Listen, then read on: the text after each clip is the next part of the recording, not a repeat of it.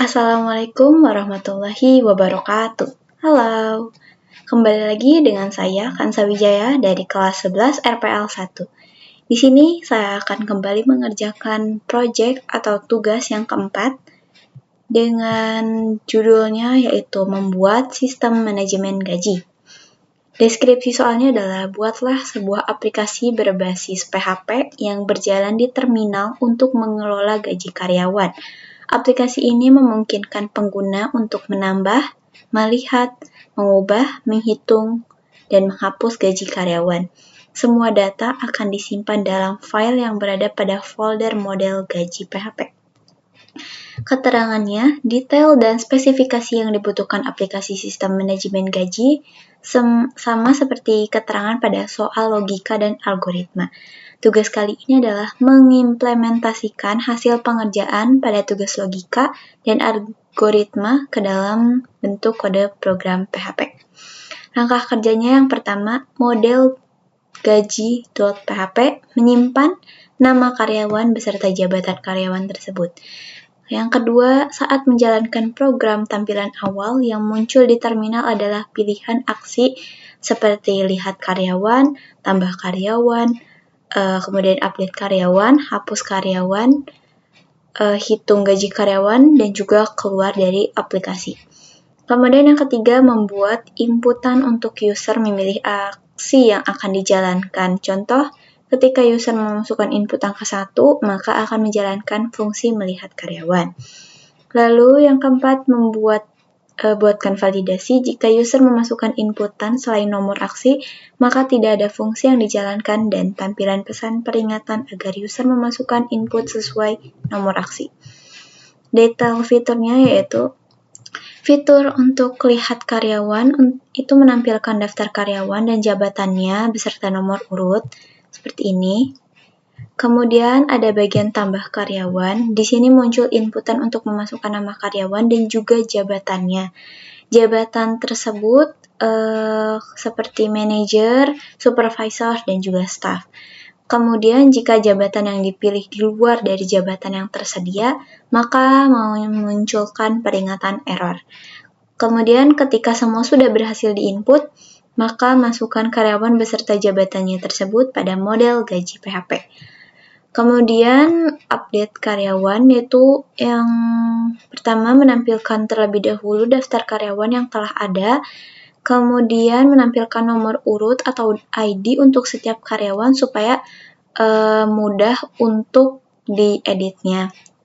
Terus di sini memasukkan nomor urut atau ID karyawan untuk ingin diedit gitu. Terus validasi nomor yang dimasukkan untuk memastikan karyawan dengan nomor tersebut ada dalam daftar atau tidak. Kemudian setelah karyawan dipilih, tampilkan inputan untuk memasukkan nama baru. Tampilkan inputan untuk memasukkan jabatan baru. Setelah semua proses selesai, maka update karyawan sesuai inputan yang diinginkan user. Kemudian ada hapus karyawan. Ini menampilkan daftar karyawan terlebih dahulu, kemudian akan memunculkan inputan untuk memilih nomor karyawan untuk dihapus. Kemudian validasi nomor karyawan yang dimasukkan, kemudian tampilkan informasi karyawan yang akan dihapus. Seperti ini contohnya. Nah, kemudian minta konfirmasi dari pengguna, yes or no. Jika user menginput yes atau y, maka hapus. Jika user menginput n atau no, tampilkan pesan dibatalkan. Tampilkan daftar karyawan yang telah diperbarui. Kemudian ada bagian hitung gaji karyawan. Ini menampilkan daftar karyawan terlebih dahulu. Kemudian meminta pengguna untuk memilih nomor karyawan untuk menghitung gajinya. Kemudian validasi nomor karyawan. Minta pengguna memasukkan jumlah jam lembur. Kemudian validasi terlebih dahulu jam lemburnya, lalu meminta pengguna untuk memasukkan rating kinerja dari 1 sampai 5. Kemudian memvalidasi kembali rating kinerja, kemudian hitung gaji pokok, tunjangan jabatan, lembur, dan juga bonus kinerja. Seperti ini contohnya.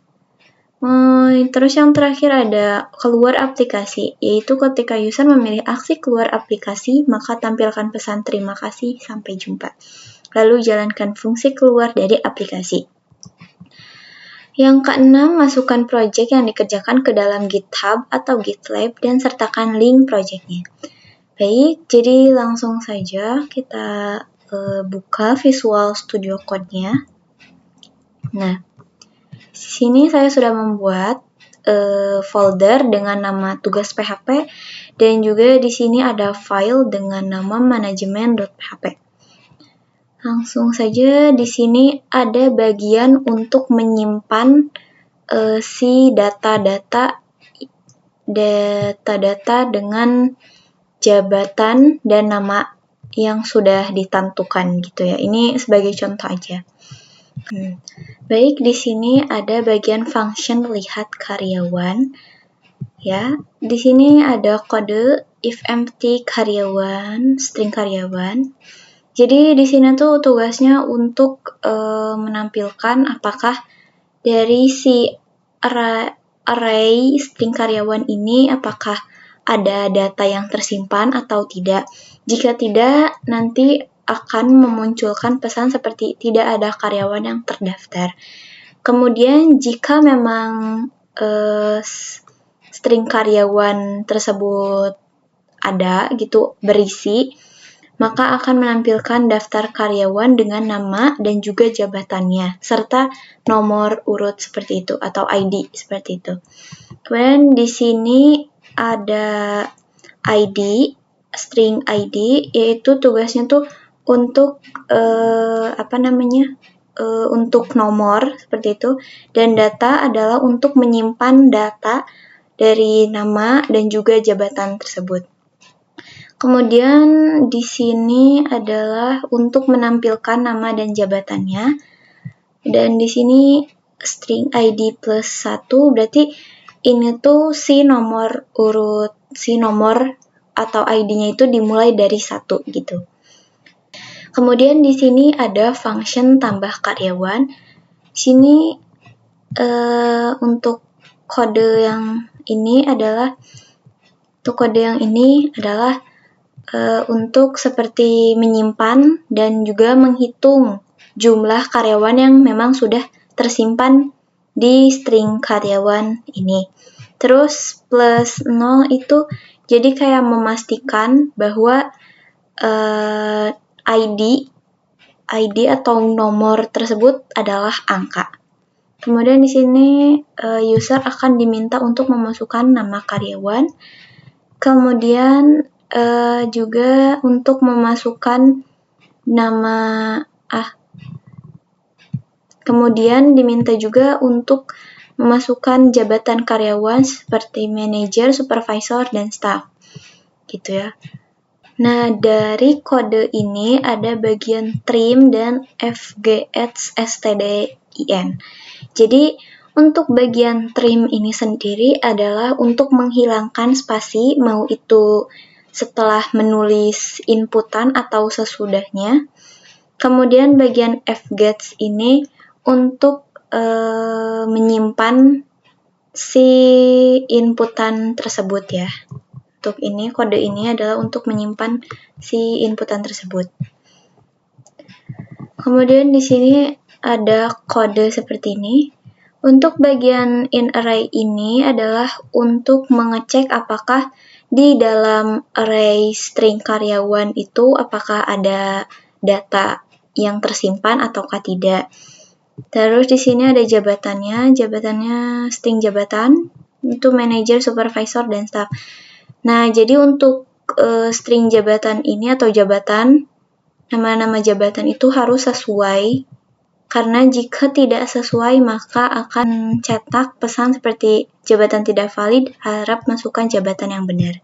Kemudian jika nama dan jabatannya sudah sesuai yang diinginkan, maka akan mencetak pesan karyawan berhasil ditambahkan. Oh iya, kemudian di sini kan ada backslash gitu, n. Jadi ini tuh tugasnya untuk membuat garis baru setelah klik enter gitu. Selanjutnya ada bagian function hapus karyawan. Di sini diminta untuk memperlihatkan terlebih dahulu daftar karyawannya. Kemudian user akan diminta untuk memasukkan nomor karyawan yang ingin dihapus, ya. Kemudian kode ini adalah untuk memvalidasi apakah nomor karyawan tersebut ada atau tidaknya. Di sini juga setelah memang si nomor atau nomor angka tersebut sudah benar, akan mencetak hasil Anda akan menghapus karyawan dengan nama dan jabatan. Seperti itu. Apakah Anda yakin? Yes or no? Di sini adalah untuk mengkonfirmasi ya. If stroller, konfirmasi yes. Ini untuk mencetak apakah akan dihapus atau tidaknya jabatan dan nama dan jabatan karyawan tersebut. Untuk hasil yang memang akan dihapus, maka akan mencetak pesan seperti karyawan berhasil dihapus. Dan jika tidak jadi atau N seperti itu, maka akan menampilkan penghapusan dibatalkan. Selanjutnya ada bagian function update karyawan. Di sini juga diminta untuk memperlihatkan terlebih dahulu daftar karyawannya. Kemudian nanti user akan diminta untuk memasukkan nomor karyawan yang ingin diupdate. Seperti ini sama. Kemudian di sini diminta untuk memvalidasi terlebih dahulu apakah nama atau data dari string karyawan ada atau tidak. Kemudian nanti user akan diminta untuk memasukkan nama karyawannya. Kemudian di sini ada untuk mencetak nama baru dari yang nama karyawan yang dulu-dulu gitulah. Kemudian nanti akan juga menampilkan masukan jabatan karyawan, manajer, supervisor, dan staff. Kemudian itu memang harus sesuai dengan yang ada di pilihan ini ya. Tidak boleh semisal ada yang kurang seperti itu. Harus sama. Karena jika memang ditulisnya ada yang salah atau semisal CEO gitulah, maka akan menampilkan inputan jabatan tidak valid, harap masukkan jabatan yang benar. Kemudian di sini ada untuk hasil memperbarui data karyawan tersebut. Nah, oke. Selanjutnya ada bagian function hitung gaji karyawan. Di sini diminta untuk lihat terlebih dahulu daftar karyawannya. Kemudian nanti user akan disuruh memilih nomor untuk menghitung gaji karyawan yang mana.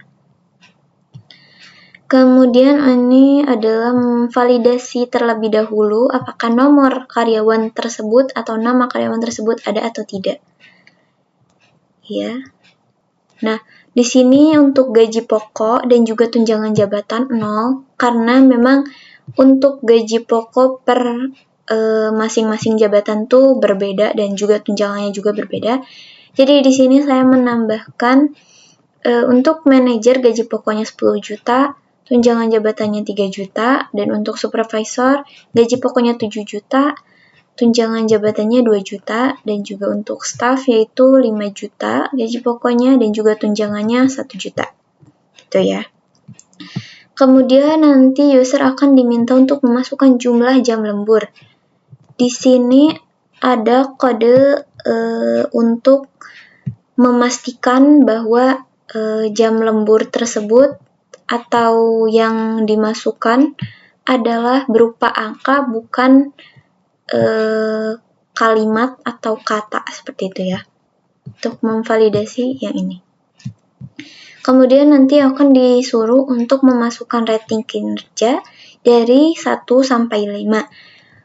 Di sini juga sama, akan divalidasi terlebih dahulu jika rating kinerja kan dari 1 sampai 5. Nah, kalau semisal si user memilih dari angka yang lain, semisal 6 atau 7, maka nanti akan mencetak pesan rating kinerja tidak valid. Harap masukkan rating yang benar antara 1 sampai 5.